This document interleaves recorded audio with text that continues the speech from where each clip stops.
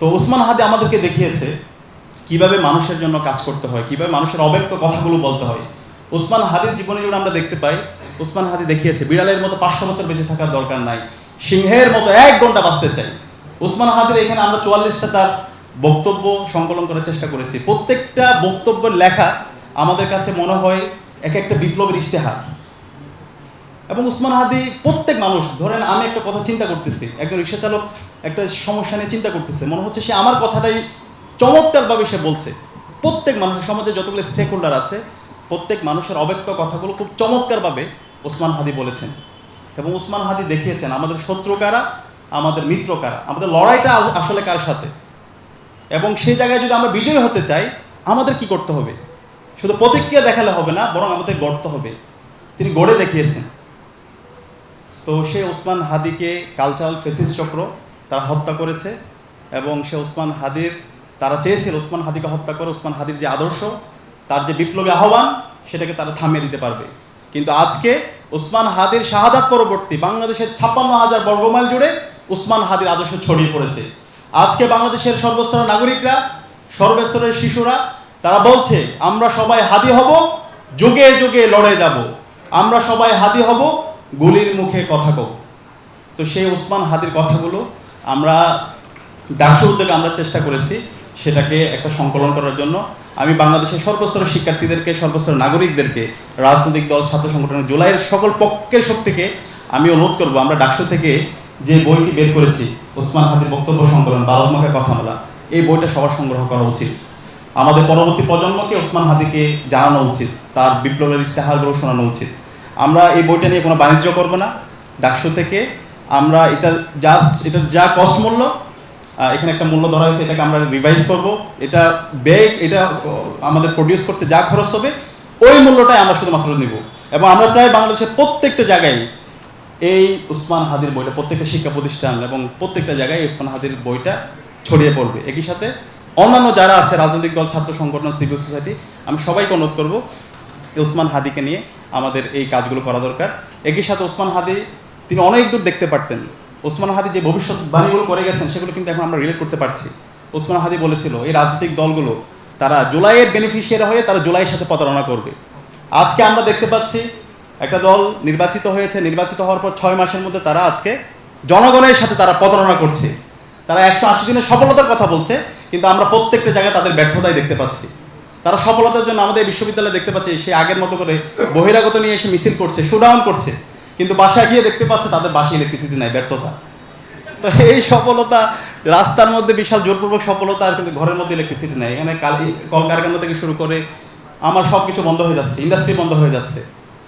তো এইভাবে জোরপূর্বক সফলতা বলে তো এটা বেশি দূর টেকা যায় না।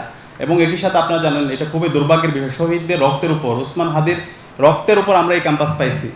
এই ক্যাম্পাসে আমরা আগের কায়দা আমাদের বিশ্ববিদ্যালয় প্রশাসনকে দেখতে পাচ্ছি, তারা নিপীড়কের ভূমিকায় আজকে তারা পক্ষ নিচ্ছে।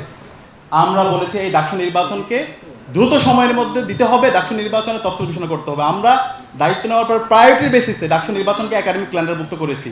কিন্তু বর্তমান প্রশাসন তারা আবার 90 পরবর্তী যেভাবে ডাকসু নির্বাচন বন্ধ করে দিয়েছিল, শিক্ষার্থীদের ভয়েস বন্ধ করে দিয়েছিল, একই কায়দায় তারা আবার এই ছাত্র সংসদ নির্বাচনকে বন্ধ করার জন্য অপপ্রয়াস শুরু করেছে। আমরা ইতিমধ্যে আবার বিশ্ববিদ্যালয় প্রশাসনের কাছে গিয়েছি। আমরা আশা করব আমরা কেউ এখানে এসএম ফরহাদ আছে, ডাকসু নেতৃবৃন্দ আছে, আমরা কেউ চেয়ার নিয়ে বসে থাকতে চাই না।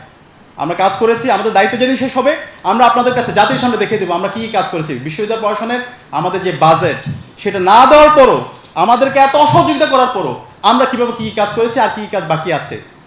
এবং আমরা আর চেয়ারে থাকতে চাই না। নতুন যারা নির্বাচন হবে, নির্বাচনের মাধ্যমে নির্বাচিত প্রতিনিধিদের হাতে আমরা দায়িত্ব হস্তান্তর করতে প্রস্তুত আছি। তো সেই সৎ সাহস আমাদের আছে। এবং একই সাথে বিশ্ববিদ্যালয়ের শিক্ষার্থীদেরকে আমি অনুরোধ করব আমাদেরকে ঐক্যবদ্ধ থাকতে হবে। বিশ্ববিদ্যালয়ের মৌলিক সংকট, এই আবাসন সংকট দূর করার জন্য 2841 কোটি টাকার একটা প্রকল্প আছে। সেই প্রকল্প বর্তমান প্রশাসন তারা বিভিন্নভাবে ডিলাই করছে, তারা আবার রিভিউতে পাঠাচ্ছে, তাদের 10% ছাড়া এই ফাইল চলতেছে না। সুতরাং এই যে আমাদের প্রকল্প 2841 কোটি টাকা, যেটার আওতায় 10টা হল নির্মাণ হবে, সে হল নির্মাণের জন্য আমাদেরকে ঐক্যবদ্ধ থেকে আন্দোলন করতে হবে, সেটা আদায় করে নিতে হবে। এটা যদি না হয় তাহলে আগের মতো করে তারা কৃত্রিম সংকট তৈরি করবে, কৃত্রিমভাবে সংকট তৈরি করে আপনাকে দাসের মতো করে তাদের পলিটিক্যাল এজেন্ডা তারা এই ক্যাম্পাসে বাস্তবায়ন করবে। ঘন্টার পর ঘন্টা আপনাকে গণরম গ্যাস্ট্রোমের কালচারের দিকে তারা নিয়ে যাবে। সুতরাং সেটার জন্য এই প্রকল্প যেন বাস্তবায়ন হয় সেটার জন্য করতে হবে, কাজ করতে হবে।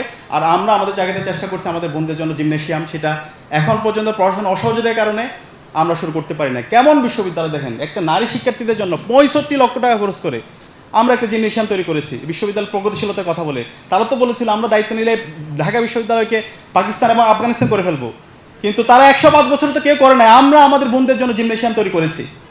সেই জিমনেশিয়াম গত 5 মাস জুড়ে বিশ্ববিদ্যালয়ের পড়াশোনা অসহযোগিতার কারণে সেটা আমরা উদ্বোধন করতে পারছি না।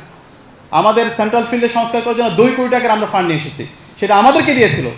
আমরা ফাইন্যান্সিয়াল ট্রান্সপারেন্সি জায়গায় শতভাগ আমরা সেটা নিশ্চিত করেছি। সেই 2 কোটি টাকার তারা বিশ্ববিদ্যালয় ফান্ডে রেখে দিয়ে এখন পর্যন্ত সেই কাজ শুরু করে নাই। এভাবে অসংখ্য প্রজেক্টের কথা আমরা বলতে পারবো। তারপরও আমরা ডাকসু থেকে চেষ্টা করেছি, ডাকসু থেকে এই যে আজকের যে সংকলন বের হচ্ছে, এরকম আমরা প্রায় 20-এর অধিক আমাদের ম্যাগাজিন ডাকসু থেকে বের হচ্ছে। এবং একই সাথে যারা ফিজিক্যালি